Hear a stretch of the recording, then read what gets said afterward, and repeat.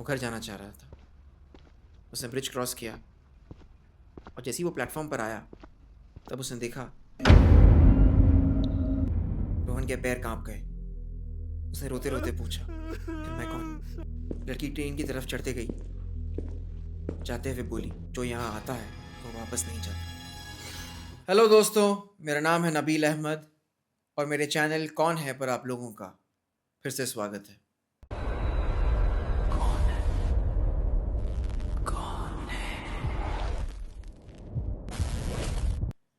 हमने अक्सर railway platforms पर एक्सीडेंट्स के बारे में सुना है, पर क्या आपने कभी भी कोई रेलवे प्लेटफॉर्म पर कोई डरावनी कहानी सुनी है? ऐसा अक्सर कहा जाता है, आधी रात को रेलवे प्लेटफॉर्म्स खाली नहीं होते, बस लोग नहीं दिखते। यही हुआ रोहन के साथ।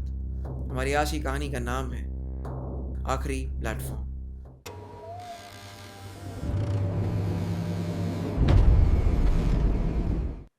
रोहन मुंबई में एक कंपनी में काम करने वाला आदमी था। उसकी अक्सर नाइट शिफ्ट रहा करती थी। वो देर रात घर पहुंचता। एक दिन 12:40 पर मुंबई के अंधेरी स्टेशन पर पहुंचा। वो घर जाना चाह रहा था। उसने ब्रिज क्रॉस किया और जैसे ही वो प्लेटफॉर्म पर आया तब उसने देखा पूरा प्लेटफॉर्म खाली था। सिर्फ 3 लोग दिख रहे थे। एक चाय की दुकान वाला जो अपनी दुकान बंद कर निकल ही रहा था, एक गरीब बूढ़ा आदमी जो एक बेंच पर कोने में सोया हुआ था, और तीसरा वो खुद। उतनी देर में रोहन ने अनाउंसमेंट सुना, अगली ट्रेन 10 मिनट में आ रही है। उसने फौरन अपना फ़ोन निकाला। उसके फ़ोन पर कोई सिग्नल नहीं था। रोहन को ये चीज़ अजीब लगी। उसे हमेशा वहाँ पर सिग्नल मिलता। तभी अचानक पीछे से एक आवाज़ आई, आज लेट हो गए हो? रोहन ने पलट कर देखा तो एक लड़की दिखी। लड़की ने एक सफ़ेद सूट पहना हुआ था। उसके बाल भीगे गीले थे। उसकी आंखें ऐसी थी जैसे वो अभी रोई हो। रोहन ने सिर्फ अपना सर हिलाया। वो लड़की जाकर एक बेंच पर बैठ गई। फिर रोहन ने उससे पूछा, आप क्या रोज इसी टाइम पर आती हो?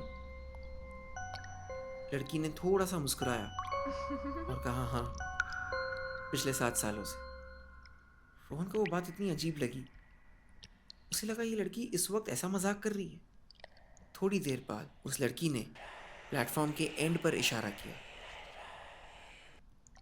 रोहन ने जैसे ही वो इशारे की तरफ देखा तो उसे दिखा वहाँ पर एक टूटा हुआ बोर्ड लटका हुआ है और उस पर लिखा हुआ है, प्लेटफॉर्म नंबर 4 क्लोज्ड। रोहन का गला सूख गया। उसे दिख रहे थे प्लेटफॉर्म नंबर 1, 2 और 3, जबकि प्लेटफॉर्म नंबर 4 जिस पर वो खड़ा था वो बंद था।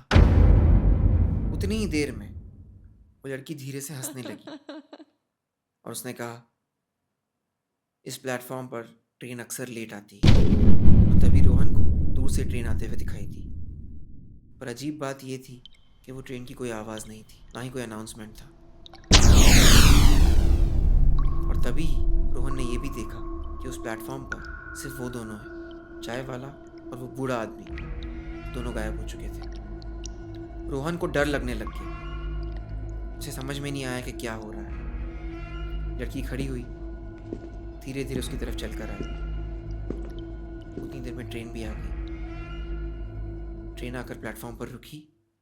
दरवाजा खुला और अंदर एकदम अंधेरा था। रोहन ने पहली बार उस लड़की को करीब से देखा। उसकी आंखें एकदम खाली थी, मानो जैसे जिंदा ही ना हो। उस लड़की ने कहा, इस ट्रेन में वही लोग चढ़ते हैं जो घर पहुंच चुके होते हैं। रोहन के पसीने छूटने लग गए। उसने कहा, नहीं, मैं शायद किसी गलत प्लेटफॉर्म पर आ गया हूँ। वो पलट कर जाना चाह रहा था।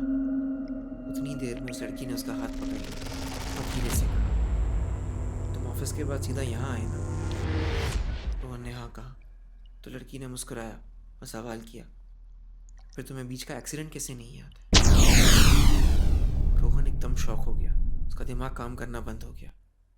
फिर उसे अचानक याद आया, ब्रेक लगा, गाड़ी रुकी, टक्कर हुई, लोग चीखे और फिर अंधेरा। तभी रोहन का फ़ोन अचानक ऑन हो गया।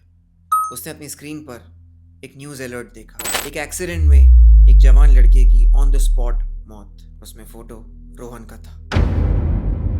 रोहन के पैर कांप गए। उसने रोते रोते पूछा, फिर मैं कौन? लड़की ट्रेन की तरफ चढ़ते गई, जाते हुए बोली, जो यहाँ आता है वो वापस नहीं जाता। रोहन ने पीछे मुड़कर देखा। धीरे धीरे पूरा स्टेशन धुआं बनकर उड़ रहा था और जो स्टेशन की मेन घड़ी थी, जो इतनी देर से जमी हुई थी, वो फाइनली हिलने लगी। अगले दिन सुबह जब सारे पैसेंजर्स आए तो उन्होंने उस टूटे हुए बोर्ड पर एक नया पोस्टर देखा, प्लेटफॉर्म 4 परमानेंटली क्लोज्ड, और रात में 12:40 के बाद वहाँ एंट्री मना है। लेकिन किसी ने स्क्रैच कर उस बोर्ड के नीचे रोहन का नाम लिख दिया। दोस्तों, ये थी हमारी आज की कहानी। अगर आपको ये कहानी पसंद आई हो तो इसे लाइक करें, शेयर करें और हमारे चैनल को सब्सक्राइब करें। बहुत जल्दी मिलेंगे एक नई कहानी के साथ। Thank you so much.